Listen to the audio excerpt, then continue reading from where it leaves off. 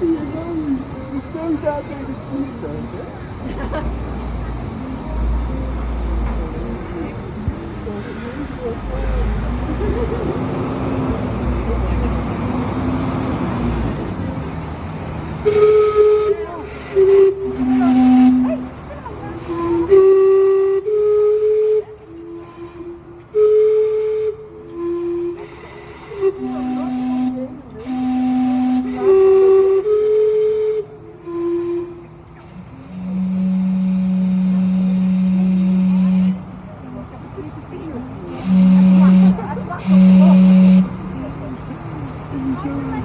Ik was een heel leuk video aan het opnemen, zodat we